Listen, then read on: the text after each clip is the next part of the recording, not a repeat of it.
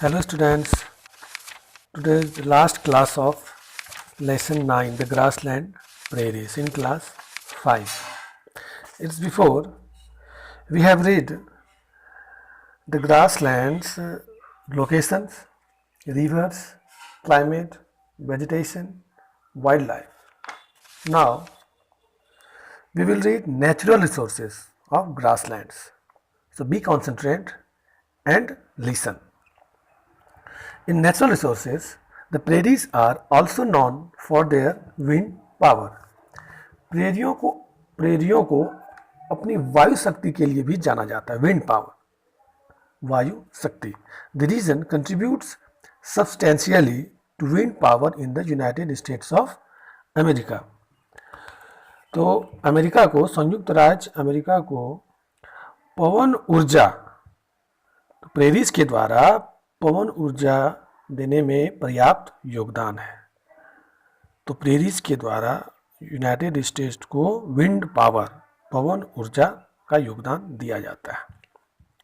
Petroleum, natural gas and lignite coal are mined in large quantities in the prairies.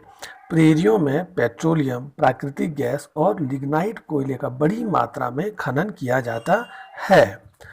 Oil refineries have also been lately developed in this area. Oil refinery, जहाँ पे oil, तेल का refine किया जाता है. तो यहाँ पे हाल ही में ऑयल रिफाइनर्स इन क्षेत्रों में विकसित किया गया है. अब आते हैं हम लोग इकोनॉमी में. तो agriculture is the mainstay of economy.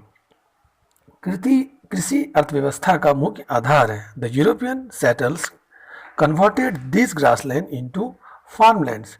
तो यूरोपियों के द्वारा ये जो घास के मैदान को खेतों में बदल दिया गया.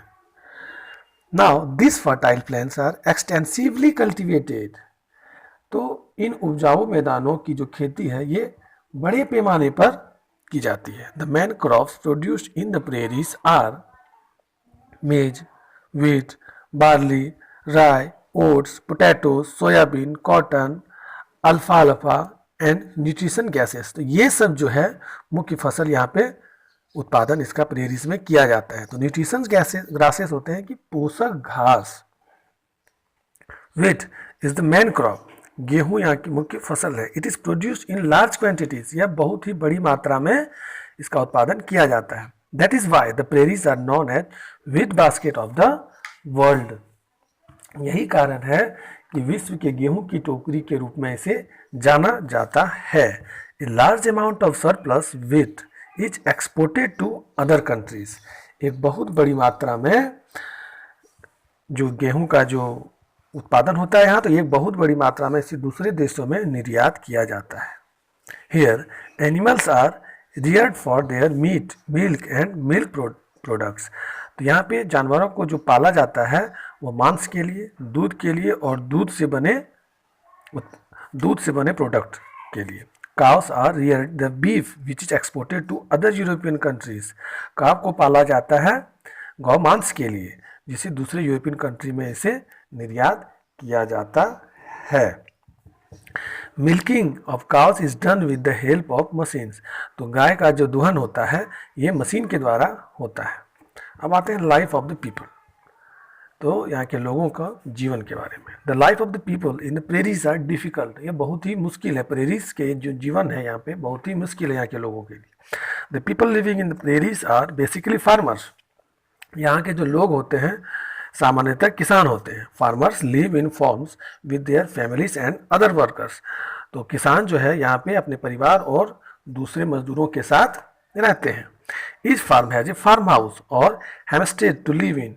तो प्रत्येक किसान के पास यहाँ पे अपना घर होता है, एक फार्म हाउस होता है जहाँ पे वो लोग रहते हैं. The very large cattle grazing areas are called ranches. तो यहाँ एक बहुत बड़ा जो चारगाह है, चारगाह वाले जो क्षेत्र हैं उसे रैंचेस कहा जाता है. तो looked after bye sturdy man called cowboys. और जो इसे देखभाल करता है, जो इसकी देखभाल करता है उसे काउबॉयज कहा जाता है. Now the use of machinery and new technology have improve their way of living to a great extent. हालांकि यहाँ पे नई तकनीक और नई मशीनरी का जो इजाद हुआ, तो इस वजह से यहाँ का जो जीवन है अब थोड़ा इम्प्रूव्ड हुआ है, थोड़ा आगे की ओर बढ़ा है। तो ये चैप्टर यहाँ पे कंप्लीट हो गया है। तो आप लोगों को अब टिक द करेक्ट ऑप्शन और फिल इन द ब्लैंक्स को होमवर्क में बनाना है, और अच्छे से बनाइएगा, नेम अच्छे तरीके से लिखिएगा। और एक बात, एडिट करके नेम मत लिखिए। अगर आप एडिट करते हैं तो वो कलरफुल नेम जो है, आप जिस क्वेश्चन को आंसर को बना रहे हैं वो उसके सामने आ जाता है, जिसे देखने में मुश्किल होती है। Okay, thank you.